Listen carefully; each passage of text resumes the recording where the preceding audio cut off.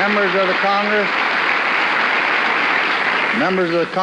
members of the Cabinet, distinguished Americans, and guests. Few in the nation believed that fair housing would, in our time, become the unchallenged law of this land. And now, at long last, this afternoon, its day has come.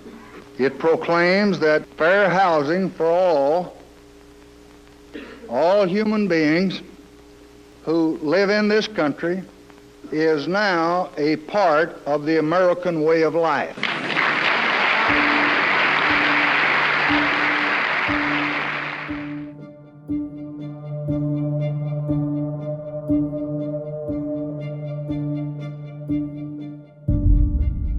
I said to Joanne, I want to go into real estate, because if those guys can do that business, the ones that we've been talking with, hell, I should be a slam dunk for me.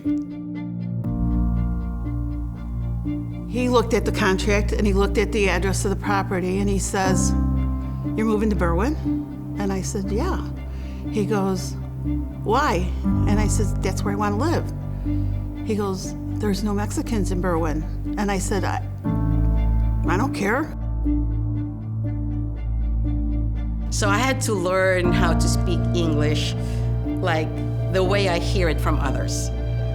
So I had to practice in front of the mirror and, make sure that I kind of be fluid in what I'm saying. Title VIII, the Fair Housing part of the Civil Rights Act, was not much more than tissue paper.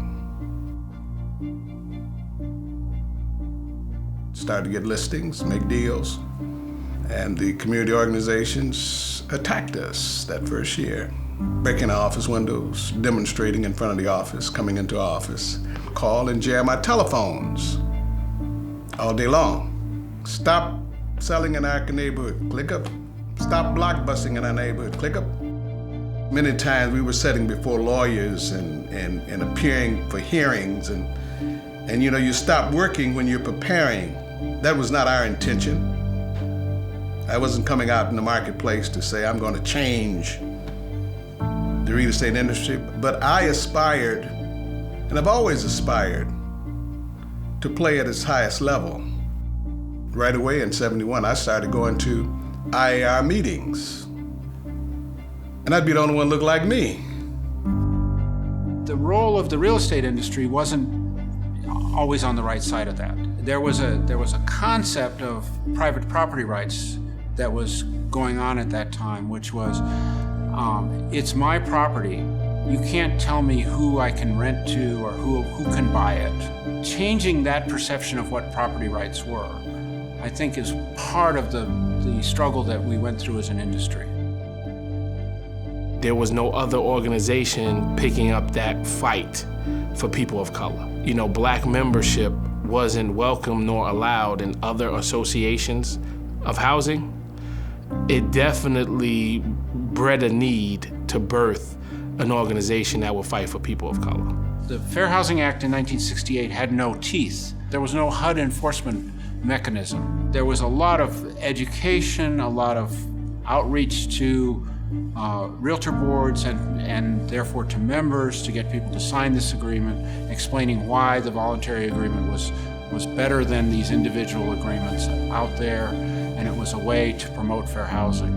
And then leading up to 1988 was an effort to expand the Fair Housing Act in two ways: to give enforcement authority to HUD and to add familial status and people with disabilities to the protected groups. So fair housing training became a part of becoming a realtor, and in many places a part of staying a realtor.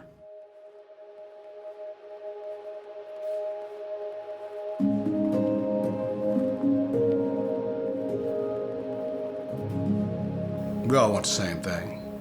We want a nice place for our children to grow up. And it's not just the house, it's a community,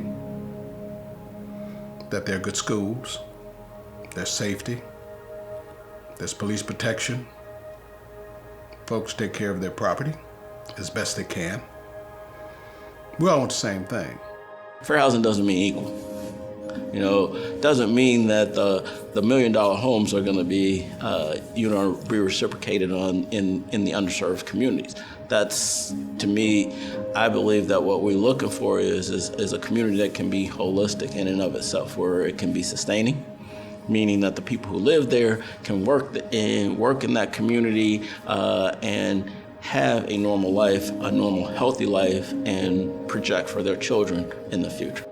You know, you have white flight that still takes place.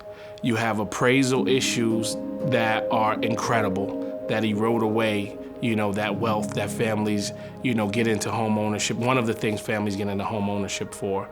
Would there be improvements? Definitely. But are there still tremendous strides and advocacy warranted to address? Definitely. Daughter-in-law is Asian American. And whenever they show houses to her only, they show less houses than when she's with the husband. I think that's subtle, but not subtle, because you can tell that there is discrimination, and that you're being limited, given limited houses to see. You know, we're all fighting for non-discrimination. You know, Martin Luther King has gone, and we're still thinking about him, or we're still doing the same things. She looked at me and she told me, I'm only going to sell this house to a minority. Don't bring me any white buyers. And she was white. She said, don't bring me any white buyers. I'm only going to sell this to a Hispanic or a black person. And I looked at her and I said, we can't discriminate. Diversity is not every race doing business in black neighborhoods. That's not diversity, right? And I've attended diversity trainings where I've had to scratch my head, you know, because that tends to have been what gets perpetuated. Diversity would be black and white and all races and colors and creeds being able to do business, transact business for our members across the state, right? That would be blacks and white neighborhoods and so on. It would be a collage of everybody seeing an opportunity to do business. One of the many hats that I wear professionally is I am also a real estate pre-license instructor. And as I've said, to me personally, the fair housing chapter in the pre-license textbook was really nothing more than a chapter of stuff that had to be memorized and something out of ancient history because I'd not seen it myself with my own eyes. And the last time I taught that chapter, which was just last week, Frank Williams' story was in that. So learning more about the history of this, learning more about the work that still needs to be done has been really important to me because it has directly impacted the way that I'm teaching what will be the next generation of real estate professionals so that they understand that which I did not understand for the first 18, 19 years of my time in this profession. I am encouraged. I'm encouraged that we're having these conversations today. From the perspective of 50 years ago, they were very uncomfortable. And even today, they're uncomfortable. Be a little uncomfortable. If we're gonna grow, you have to learn how to be comfortable with being uncomfortable. And if we can do that, I think that we can all move to a different level.